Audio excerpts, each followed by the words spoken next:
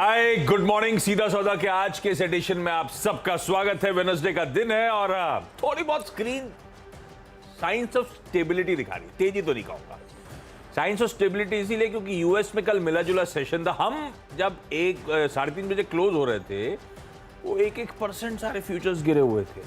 Europe में concern थे। कल उस समय वो बैंक ऑफ इंग्लैंड का अपडेट आ रहा था कि फिर से बॉन्ड मार्केट में इंटरवेंशन हुआ है, दायरा बढ़ाया है और एक सीरियस इशू है फाइनेंशियल स्टेबिलिटी को लेकर यूके की। ऐसा मैंने बैंक ऑफ इंग्लैंड कहा था, तो मूड थोड़ा सा बिगड़ा हुआ था शायद, उसमें प्रेशर, हमने भी बहुत दबाव झेला कल। हमारे यहाँ वो सेकेंड हाफ तो बहुत पेनफुल रहा था कल का ट्रेडिंग सेशन, जब 250 पॉइंट निफ्टी करेक्ट हो गया, 17,000 के नीचे स्लिप हो गया। तो उसके बाद यूएस में मिला जुला सेशन हुआ। दरअसल डाउ तो फिर भी इन ग्रीन रहा, ऑफ हाइज रहे, नैस्डैक पिटा तो वीकिश था और आज सुबह के फ्यूचर्स हल्के इन ग्रीन है। तो इन सबको देखते हुए आपको थोड़ा बहुत एशिया, पर एशिया ध्यान रखिएगा वीकनेस शुरू हो चुकी है। एक बार एशिया का सारा पैक लेकर आइए स्क्रीन पे, वो इंडिविजुअल दिखा सकते हैं क्या? तो उसमें दिखेगा आपको, ये देखिए सारे के सारे एशियन इंडिसेज ऑफ वीकनेस है। हैंगसेंग 1%, मेरे ख्याल से निकेई भी ग्रीन था, लाल में आ चुका है, तो थोड़ा सा कॉशियस अंडरटोन स्क्रीन्स पर है।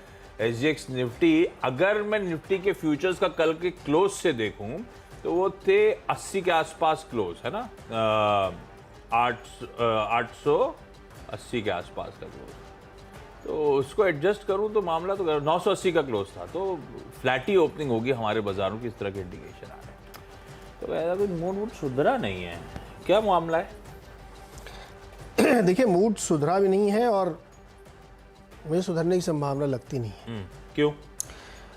क्योंकि खबरें बहुत अच्छी नहीं है, इसलिए मुझे लगता है। ये हम लोग कहते ज़रूर हैं कि अरे सब डाइजेस्ट हो गया, लेकिन डाइजेस्ट होता है खबर सुनने के लेवल पे। आपने सुन लिया तो ये डाइजेस्ट थोड़ी होता है। सब कहते हैं जब बुरी खबरें आती है तो अच्छे दिन होते हैं शेयर बाजार के, अच्छी खबरें आती है तो बुरे दिन होते हैं। अभी दिखता ऐसा है नहीं। देखो मेरी टीम रेड वाली, इसलिए मैं वैसी बातें नहीं करना चाहता, लेकिन लोग ट्रोल कर देंगे कि इतना नेगेटिव क्यों बोल रहे हो। लेकिन जो सच है वो बोलो। जैसे कुछ लोग कहते हैं ना कि ये आईएमएफ, वर्ल्ड बैंक का बस अब ये अंतिम है, ये सबसे लास्ट में आते हैं अपना अनुमान लेकर के। अरे 4 बार आ चुके हैं यार 2022 में, अब पता नहीं कौन सा लास्ट है उनका। तुम्हें कैसे मालूम कि इनका लास्ट है? हर दिन हर एक 1.5 महीने में आते हैं और एक डाउनग्रेड दे जाते हैं। तो मेरा कहने का मतलब ये है, डराने का मतलब नहीं, लेकिन कहने का मतलब ये है, समझने की ज़रूरत है कि मार्केट में बहुत सारी खबरें भी डिस्काउंटेड नहीं है। आप खबर को सुन लेते हैं तो आपको लगता है कि डिस्काउंट कर लिया मैंने, लेकिन जब आपके जेब पे बोझ पड़ता है ना, तब उसकी असली डिस्काउंटिंग होती है। तो जो कल इंटेल ने वार्निंग दी, छटनी करूँगा, पीसी मार्केट 20% गिर गया है, वर्क फ्रॉम होम ख़त्म हो गया, तो अब इतने ज़्यादा लैपटॉप या कंप्यूटर की ज़्यादा ज़रूरत नहीं होगी, कल भी हमने आपको बताया था।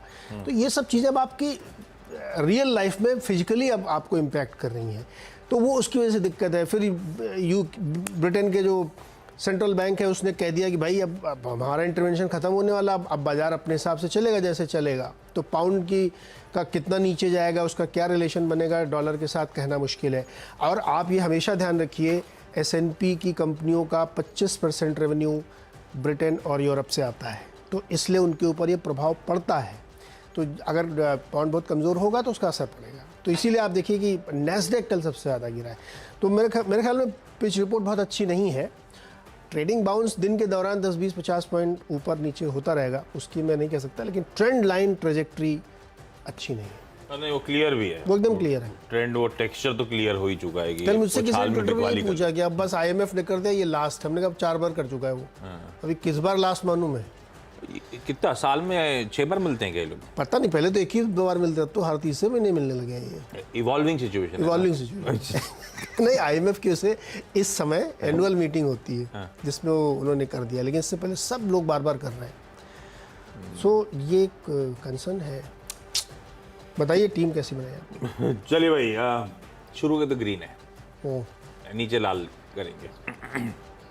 डेल्टा कॉप पहला ग्रीन रख रहा हूँ, पर थोड़ा ये वॉलेटाइल बहुत है, हाई बीटा वाला है, पब्लिक इंटरेस्ट बहुत ज़्यादा है, तो ऐसे स्टॉक्स ना आमतौर पे दिक्कत कर देते हैं।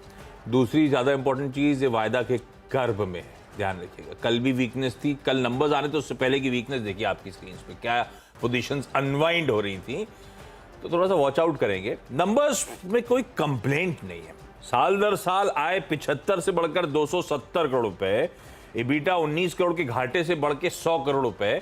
तो साल दर साल लेकिन कंपेयर करना चाहिए क्या? शायद नहीं। तो क्यू ऑन क्यू कर लेते हैं।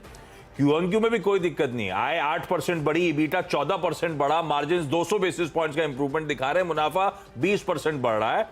तो नंबर्स अच्छे हैं। और ध्यान रखिएगा डेल्टा कॉर्प के लिए अब जो H2 आता है, H2 मतलब साल की दूसरी छमाही, फाइनेंशियल ईयर की, तो इस साल के आखिरी 3 महीने, अगले साल के पहले 3 महीने, वो इस तरह की कंपनीज के लिए ज्यादा बेहतर पीरियड होता है। तो चैलेंजिंग पीरियड में अच्छे नंबर्स आ गए, अब देखते हैं कैसा अगली छमाही पैन आउट होती है। इन ग्रीन लेके चल रहा हूं, लेकिन इन ग्रीन मतलब कुछ नहीं है, आप स्क्रीन खुलने दीजिएगा, आपको स्ट्रीट कन्विक्शन अगर आना है तो स्क्रीन पे दिखने लगेगा, तभी कुछ डिसाइड करिएगा। ये सब चीजें आपको फाइनेंशियल एडवाइजर आपको बेहतर बता भी देगा, लेकिन कल के उस नंबर्स के बेसिस पे ग्रीन रखने का मन था। अब इसके नंबर्स, ये जो हम लोग स्पेंड कर रहे हैं, जो वीरू बार बार चेक करके आपको बताते रहते हैं कि फला जगह के टिकट इतने महंगे और होटल्स इतने महंगे, ये सब फायदा दिख रहा है। डेल्टा कॉर्प का अपना ओवरहैंग है कि वो तमिलनाडु ऑनलाइन गेमिंग बैन वैन करना, वो सट्टेबाजी बैन करना, वो सब इश्यूज हैं, तो इसीलिए शायद ये सल्क भी कर रहा है। पर वो होटल्स तो चमक रहे हैं, होटल्स में ऐसा कुछ इशू था नहीं। अब डेल्टा कॉर्प लार्जली इस समय भी रेवेन्यूज ड्राइव करता है गोवा के बाजार से, तो मैंने सोचा रब ऑफ के तौर पे अडवाणी होटल्स को रख देते हैं। पर ये ऐसा ऑफ हाइज वाला मामला नहीं, अडवाणी होटल्स बाकी होटल स्टॉक के साथ बेहतर ही ट्रेड करता है, और ये ट्रेडिंग वाला है नहीं, तो इसे वॉच आउट कर लेंगे, इलिक्विड सा रहते हैं ये स्टॉक्स। तो बेसिकली सिर्फ रब ऑफ के चलते कल क्या हुआ था, आईटी लिया था, हालांकि जाते जाते बोला था कि लगता नहीं है टिक पाएगा, टिका नहीं था, तो आज छोटे छोटे रख के कहने का थोड़ी इज्जत कमा ली जाए। अब ये मुझे तो इसमें भी डाउट लग रहा है कि अडवाणी होटल ग्रीन में रहेगा। ऑनेस्ट डिस्क्लोजर था, हम लोगों ने कहा था कि ऐसा कुछ हो सकता है कि लोग बेचना है, लग रहा था, वैसे ही ठीक हुआ। है। हाँ अच्छा, तो फिर ये वॉच आउट करने वाला, अडवाणी होटल्स में कुछ करिए नहीं, देखिए वो डिपेंड करेगा डेल्टा कॉर्प का ट्रैक्शन कैसा पिकअप होता है, उस पर रब ऑफ पे डिपेंड करेगा।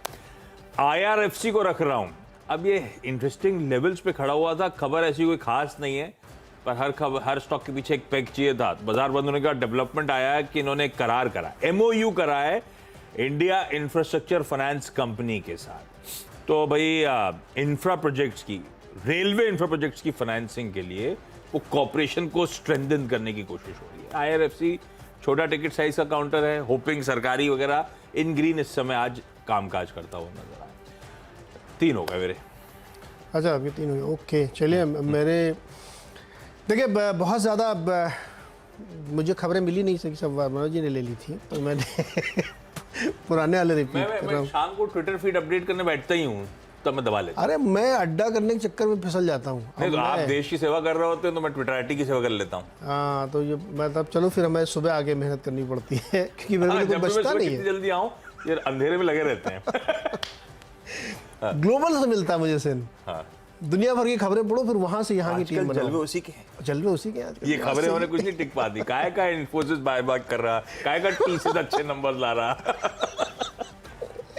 अच्छे नंबर के बावजूद गिर रहा, तो बड़ी चिंता की बात। चलिए अच्छा, टाटा मोटर्स और उसका DVR, कई दिनों से मैं आपको बात कर रहा हूँ कि वहाँ दिक्कत है और स्टॉक कमज़ोर हो रहा है। देखिए कल भी गिरा, हमने परसों ही बताया तो उस दिन भी गिरा था, और अब तो बैंक ऑफ इंग्लैंड की तरफ से कह दिया कि खुली छूट है 3 दिन बाद, ये हफ्ता लास्ट है, उसके बाद करेंसी अपने आप को एडजस्ट कर, जो कि एक वर्ल्ड प्रैक्टिस है। G7 देशों के बीच में जो एक समझौता है, भाई अपनी अपनी करेंसी को आप इस तरीके से संभालने की कोशिश नहीं करेंगे तो दिक्कत एक वो पड़ेगी। एक रीज़न वो है। दूसरा रीज़न ये जो मुझे लगता है कि ये सेमीकंडक्टर वाली जो इशू है ये ब्रीव कर रही है, ये आगे जाके परेशान करेगी। अभी इनिशियल डेज में लोगों को समझ में नहीं आ रही, लेकिन ये प्रॉब्लम गहराएगी। तो इसलिए मुझे टाटा मोटर्स और उसका DVR दोनों लगता है कि अभी और कमज़ोर होगा। डॉक्टर लाल पैथलैब और मेट्रोपोलिस 2 और ये देखिए, ये भी दूसरे तीसरा दिन है जब मैं लगातार कह रहा हूँ इसमें कमज़ोरी रहेगी। देखिए कल भी 4-4.5% गिरा, मेट्रोपोलिस भी कमज़ोर हुआ। ये चले भी बहुत थे और उसके बाद से ये गिरे भी वैसे ही हैं। तो इसमें शेयर प्रॉफिट बुकिंग है, क्योंकि क्यों चले थे ये मुझे नहीं पता, लेकिन उसी हिसाब से अब ये कमज़ोरी भी दिखा रहे हैं। तो मुझे लगता है कि इसमें और प्रेशर इन दोनों स्टॉक्स में रह सकता है, तो इसलिए इसको मुझे लगता है रेड पे रखना चाहिए। 4 हो गए मेरे।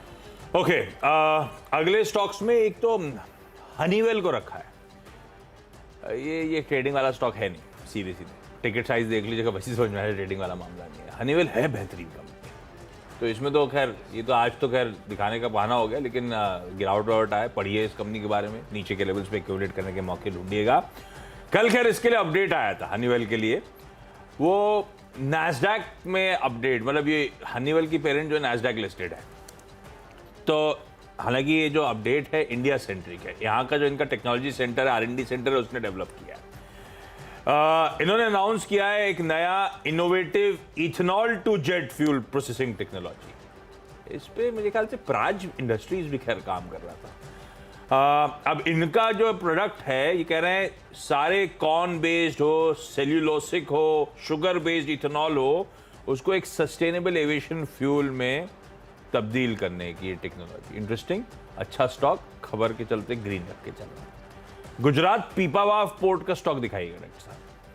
छठा उसको करता हूँ क्योंकि ये है तो वीक, पर जहाँ पिट के खड़ा हुआ है ये अच्छा एक्यूमुलेशन जोन है, over a period of time नजर आएगा आपको।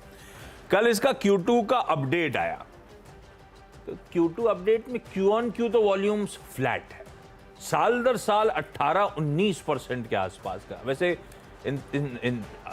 हिस्टोरिकली तो साल दर साल ही कंटेनर पोर्ट्स के हम रिजल्ट्स को ट्रैक करते हैं, पर इस समय क्या लॉकडाउन अनलॉक, अभी तो पिछले साल तो ये भी नहीं कह सकता, इसीलिए 18-19% के आसपास का कंटेनर वॉल्यूम, अच्छा ट्रैक्शन, होपिंग इन लेवल्स के आसपास से आजकल में फिर से एक शायद ग्रीन का शेड नजर आना शुरू हो, एक्यूमुलेशन फिर शुरू हो, तो इसको ग्रीन लेके जाओ।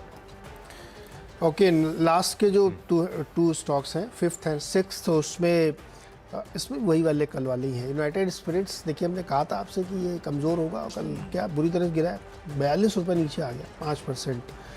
तो यूके की अपनी समस्याएं, करेंसी की समस्याएं, बैंक ऑफ इंग्लैंड के बयान, ऊपर से वो FTA जो होने वाला था वो का सबका टलना, ये सब दबाव बना रहे हैं, तो इसी वजह से वीकनेस रहेगी। और रेडिंगटन भी हमने आपको बताया था कि जो रिपोर्ट आ रही है कि PC मार्केट बुरी तरीके से गिर रहा है। गार्टनर ये रिपोर्ट दे रहे हैं कि 3rd क्वार्टर, मतलब ये कैलेंडर की 3rd क्वार्टर में 19% गिर गई है बिक्री, PC की और लैपटॉप की, इन सब की, हार्डवेयर्स की बेसिकली। तो उससे दिक्कत होने वाली है, और ये तो डिस्ट्रीब्यूटर है, माल ही नहीं बिक रहा तो फिर कैसे कमाई करेंगे आप। इंटेल कह रहा है कि उसके चिप नहीं बिक रहे हैं, मार्केट शेयर लूज़ कर रहा है, तो ये जो श्रिंक आ रहा है मार्केट में पूरे, उसका असर इनके ऊपर देखने को मिलेगा, तो इसीलिए इसको रेड में रखा मैंने। एक रह गया मेरा, कौन सा? प्रोड्यूसर डायरेक्टर बोले 5 ही बोले, तो तिलकनगर इंडस्ट्रीज को रखा था। इसमें कल एक लार्ज ट्रेड हुआ, उस लार्ज ट्रेड में bank of America securities Europe ने 46.88 लाख शेयर्स खरीद लिए तिलकनगर इंडस्ट्रीज के। किसी EARC ट्रस्ट ने बेचे थे, उतना ही चंक बेचा थे, 50 लाख उन्होंने बेचे थे, ऑलमोस्ट सारा एब्जॉर्ब करा है बैंक ऑफ अमेरिका ने इसी भाव के आसपास 99 पॉइंट समथिंग। तो तिलकनगर इंडस्ट्रीज को ग्रीन लेके चल रहा हूँ। ब्रेक ले लेते हैं, ब्रेक के उस पार अगले स्वागत है एक बार फिर से आपका। और अब अगले 4 स्टॉक्स जो हैं 7, 8, 9, 10 वाले, वो टेक्नोलॉजी शेयर्स हैं, और उसमें एक साथ नाम बताया तो आप दिखाइए, फिर मैं खबर बताया हूँ। KPIT Tech, Happiest Mind, Latent View और परसिस्टेंट सिस्टम्स। देखिए IT में कल जो कुछ भी हुआ वो ये इंडिकेशन देता है कि आगे का रास्ता भी कठिन है इन लोगों के लिए, क्योंकि अच्छे नतीजों के बाद TCS की पिटाई, बड़े बाईबैक की घोषणा के बाद इन्फोसिस की पिटाई, तो ये दिखाता है कि आगे का मुश्किलें खत्म नहीं हो रही। तो ये स्टॉक मैंने इसलिए, क्योंकि मिड कैप में अभी भी बहुत सारे स्टॉक हैं जो ओवर वैल्यूड हैं। बड़े बड़े स्टॉक्स तो आ गए 20 की रेंज के मल्टीपल में, लेकिन अभी भी ये स्टॉक 40, 30, 50 और के टाटा एलेक्सी से तो 70-80 के मल्टीपल चले। ये सब एडजस्टमेंट आपको देखने को मिलेंगे ही मिलेंगे, क्योंकि इतने ऊपर के मल्टीपल पे आप ट्रेड नहीं कर सकते, जबकि आपके फ्यूचर ग्रोथ की में बहुत सारी दिक्कतें आ रही हैं। और मैंने आपको भी इंटेल की खबर बताई, AMD की खबर बताई, गार्टनर की रिपोर्ट बताई। तो IT मुझे लगता है कि आज हो सकता है मिड कैप में जो ओवर वैल्यूड स्टॉक्स हैं वहाँ पे आपको रेड में ट्रेड दिखे, तो इसीलिए इन चारों को रखा है रेड में। Over valued. अरे कल मैं एक कंपैरिजन ड्रॉ कर रहा था, आज समय मिला तो अपडेट ट्विटर पे जो करते हैं वो लिंक कर दूंगा, कि 4100 वाला TCS 3000 पे भी 2019 के कंपैरिजन में अभी भी कितना महंगा ट्रेड कर रहा है। अब आप उसमें जस्टिफाई करने के लिए 10 साल के एवरेजेस वगैरह डेटा ले आओ, पी के, वो बात अलग है, लेकिन 2019 1 ईयर फॉरवर्ड और आज का 1 ईयर फॉरवर्ड करेक्ट, अभी भी महंगा है। Yes, exactly. ये नैस्डैक में देखिए आप, जितनी वहाँ की टेक्नोलॉजी कंपनीज हैं वो 2019 के मुकाबले अभी भी ओवर वैल्यूड है, बावजूद इसके कि 33% गिर चुकी है कम से कम। तो ये glass half empty half full वाला मामला है, आप कैसे दोनों तरफ से देख सकते हो। और दिक्कत ये है कि अभी अगर थोड़ा सा रिचली वैल्यूड है 2019 के कंपैरिजन्स में, तो अभी वो recession, slowdown, hard landing, soft landing, वो सब फियर्स अभी बचे हुए हैं। तो वो नर्वसनेस शायद वही रिफ्लेक्ट हो रही है की स्क्रीन पे। खैर, दो स्टॉक जो कल भी अच्छा कर रहे थे, लग रहा है अच्छे आउट परफॉर्मर्स हैं, नॉट नेसेसरली आज इन ग्रीन हो, लेकिन रखिए रेडार पे। वो है बाटा। एक तो बाटा क्या पता नहीं पूरी पूरी शू कंपनीज में आग लगी हुई है। कल मैं ऐसे देख रहा था, इसमें से जो कैश मार्केट के स्टॉक्स हैं वो भी फटे हुए थे। कल की जब बाजार की वीकनेस थी 250 पॉइंट निफ्टी नीचे, तो बाटा आउट परफॉर्म कर रहा था। इनफैक्ट ये पूरा स्पेस बहुत गजब का आउट परफॉर्मेंस दिखा रहा है। खैर, बाटा अच्छा प्लेस्ड है, इन ग्रीन रख के चल रहा हूं। एशियन पेंट्स लाइकवाइज अपने तमाम पीयर सेट से क्या गजब का आउट परफॉर्मेंस है। प्लॉट करिए किसी बर्जर पेंट्स को जो इसका पीयर सेट है, उसके सामने रखिए एशियन पेंट्स को over a period of time, क्या आउट परफॉर्मेंस है। किसी नए प्लेयर की एंट्री का डर जो है वो बर्जर पेंट्स में क्लियरली एविडेंट नजर आएगा। ऊपर से एशियन पेंट्स कल इस पे तो हाईलाइट भी हुआ था, चर्चा भी हुई थी कि कैसे इसके इनपुट्स और टाइटेनियम डाइऑक्साइड वगैरह किस तरह से कूल ऑफ हो रहे हैं, उसका कितना फायदा लास्ट क्वार्टर में, इवन अब अक्टूबर में मिलता हुआ इन कंपनीज को नजर आ रहा है। एचयूएल वगैरह ने तो सोप के दाम घटा दिए हैं, पेंट वेंट की अभी तक ऐसी कोई खबर ही नहीं आई है, तो ये सब बढ़िया एंजॉय करने वाले हैं मार्जिन प्रोफाइल। अब ये सब थीम कल भी प्ले आउट हो रही थी, तो आज वॉच आउट करिएगा आज किस तरह का बिहेवियर इन स्टॉक्स का रहता है। क्रूड का कूल ऑफ होना तो खैर कंटिन्यू हो ही रहा है। टाटा स्टील और जेएसपीएल तमाम global concerns, UK centric concerns, मुझे लगता है सब, और ऊपर से ग्लोबल ग्रोथ के डाउनग्रेड्स वगैरह, ये थोड़ा सा ओवरहैंग बने हुए हैं। ये स्पेसेस वीकनेस परसिस्ट कर रही है, तो रखिए इन दोनों को रेड लेके चल रहा हूँ। 10-10 की टीम पूरी हो चुकी है, एक छोटा सा ब्रेक ले लेते हैं। ब्रेक के उस पार जब लौटेंगे तो इन टीम्स का एक क्विक रैप अप।